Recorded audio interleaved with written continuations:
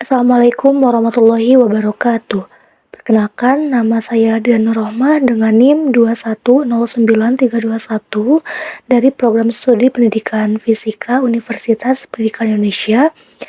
Di sini saya akan mempresentasikan hasil dari eksperimen mata kuliah eksperimen listrik magnet dan gelombang yang diampu oleh Ibu Lina Afianti, SPD MSI PhD dengan judul Analisis Eksperimen Interferometer Michelson-Morley dalam penentuan panjang gelombang sinar laser HNE. Interferensi adalah fenomena di mana dua atau lebih gelombang saling berinteraksi, yang menghasilkan pola-pola penguatan atau pelemahan pada titik-titik tertentu di wilayah di mana gelombang-gelombang tersebut bertemu. Misalnya pada cahaya, percobaan celah Gandayong menunjukkan adanya pola interferensi. Fenomena interferensi selalu berkaitan dengan teori gelombang cahaya. Superposisi adalah salah satu sifat gelombang. Penjumlahan gelombang atau superposisi terjadi ketika dua buah gelombang atau lebih yang menjalar dalam medium yang sama dan pada saat yang sama akan menyebabkan simpangan dari partikel dalam medium menjadi jumlah dari masing-masing simpangan yang mungkin ditimbulkan oleh masing-masing gelombang. Prinsip penjumlahan simpangan akibat dua buah gelombang atau lebih yang merambat dalam satu medium yang sama dan pada saat yang sama sering disebut superposisi. Dalam superposisi dua gelombang atau lebih dapat menghasilkan sebuah gelombang berdiri yang mungkin simpangannya saling menguatkan atau saling melemahkan bergantung kepada beda fase gelombang-gelombang tersebut. Syarat terjadinya interferensi antara lain kedua sumber cahaya harus koheren, yaitu keduanya harus memiliki beda fase yang selalu tetap. Karena itu, keduanya harus memiliki frekuensi yang sama.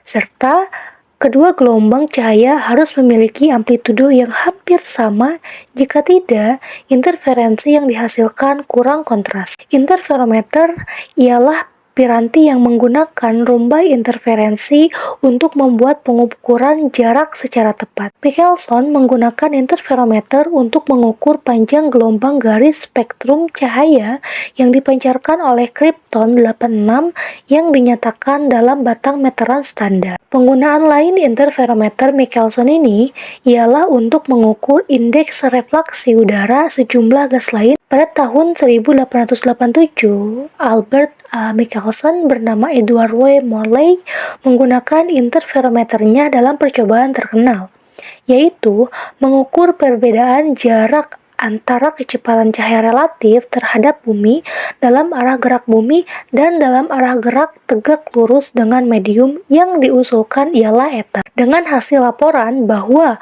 percobaan tersebut tidak teramati adanya pergeseran rumbai sebagai bukti bahwa jika tidak bergerak relatif terhadap ether. Nah, jadi pada percobaan kali ini kita itu akan menghitung panjang gelombang sinar laser HNE atau helium neon menggunakan eksperimen dari Michelson-Morley.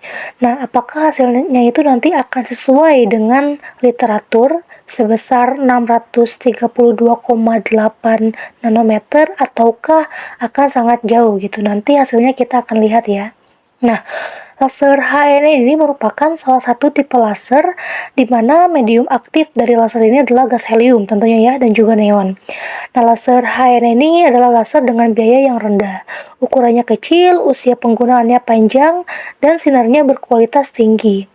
Laser ini menghasilkan beberapa miliwatt daya keluaran dengan panjang gelombang yang tadi sudah disebutkan ya, 632,8 nanometer. Laser HNE ini sering digunakan dalam bidang optik dikarenakan compact, portable, dan mudah digunakan sebagai sumber cahaya yang terlihat untuk berbagai keperluan seperti penelitian.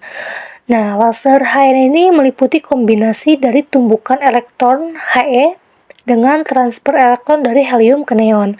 Perbandingan campuran gas ini berkisar 90% helium dan 10% neon. Sinar laser ini memiliki 4 sifat.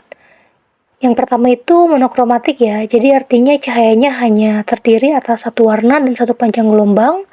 Lalu koheren, Artinya sefase dengan yang lainnya, mempunyai satu arah tertentu atau berkasnya tidak menyebar dan intensitas yang sangat tinggi, jauh lebih tinggi dari cahaya sumber lain. Nah, secara garis besar prinsip kerja pada eksperimen Michelson-Morley ini digambarkan dalam diagram skematik sebagai berikut ya. Nah, seperti yang ditunjukkan oleh diagram skematik, interferometer Michelson memiliki cara kerja sebagai berikut. Gelombang dari sumber berupa cahaya ini dipancarkan menuju beam splitter. Kemudian, sebagian gelombang tersebut dipantulkan ke cermin 1 dan sebagian lagi diteruskan ke cermin 2. Karena beam splitter ini memiliki sifat pembagi gelombang ya. Lalu, gelombang yang dipantulkan ini oleh beam splitter menuju C1 akan dipantulkan kembali melewati menuju layar. Sementara, sebagian gelombang yang diteruskan ke C2 akan melewati plat kompensator dan dipantulkan kembali menuju layar sehingga akan bergabung dengan pantulan gelombang yang berasal dari C1 dan membentuk pola interferensi yang dapat diamati dengan mudah di layar. Jika C2 digeser ke arah pembagi sejarak D, maka tebal pola akan bertambah sebanyak D dan akan menghasilkan beda lintasan optis sejauh 2D. Karena gelombang cahaya memiliki jarak tersebut sebanyak 2 kali. Jika jarak pindahnya C2 diketahui, maka panjang gelombang cahaya dapat ditentukan dengan hubungan antara jarak pergeseran atau 2D dan banyaknya perubahan pola interferensi lingkaran atau N. Nah, menggeser cermin 2 dilakukan dengan cara memutar micrometer skrup pada alat. Pola interferensi gelap terang yang terjadi nantinya akan dapat dilihat ya seperti gambar di sampingnya nih. Akan ada pola gelap terang yang dihasilkan pada layar. Nah, sehingga pada eksperimen ini variabel bebasnya itu adalah pergerakan cermin yang berpotensi mempengaruhi pola interferensi yang terbentuk.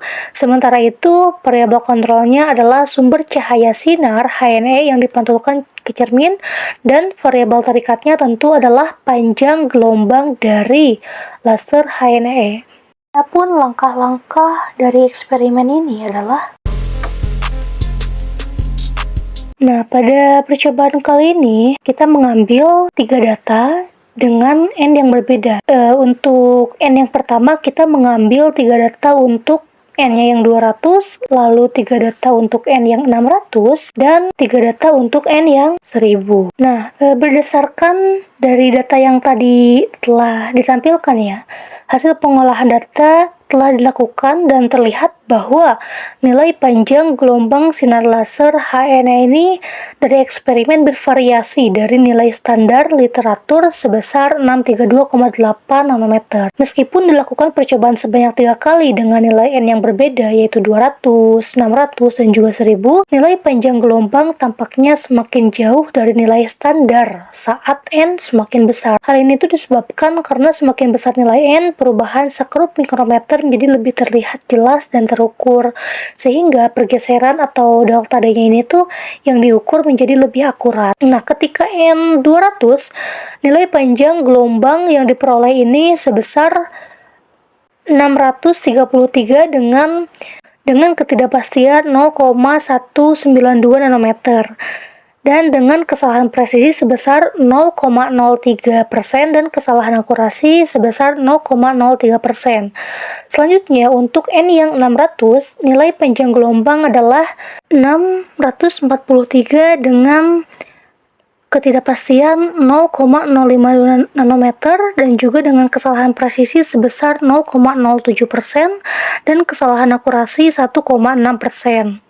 Nah, lalu yang terakhir untuk N-nya yang 1000 didapatkan panjang gelombangnya itu sebesar 653 dengan ketidakpastian 0,092 nanometer dengan kesalahan presisi sebesar 0,014% dan kesalahan akurasi sebesar 3,19%. semakin besar ya untuk akurasi kesalahannya. Nah, penyimpangan nilai panjang gelombang dalam eksperimen ini tuh disebabkan oleh beberapa faktor, seperti kesulitan dalam penentuan pola interferensi lingkaran yang berpusat di tengah layar dan kesulitan mengontrol perubahan bola interferensi karena sensitivitas yang tinggi dari mikrometerskop yang dengan sedikit perubahan dapat menghasilkan banyak pola interferensi. Jadi sangat sensitif sekali ya, sehingga menyulitkan untuk pengambilan data dan menghasilkan ketidakakurasian yang tinggi atau kesalahan akurasi yang tinggi.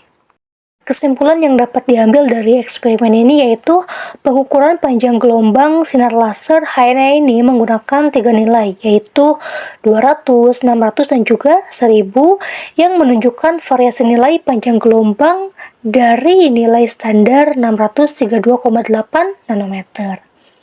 Yang dimana semakin besar N-nya itu, maka semakin jauh panjang gelombang dari nilai standar.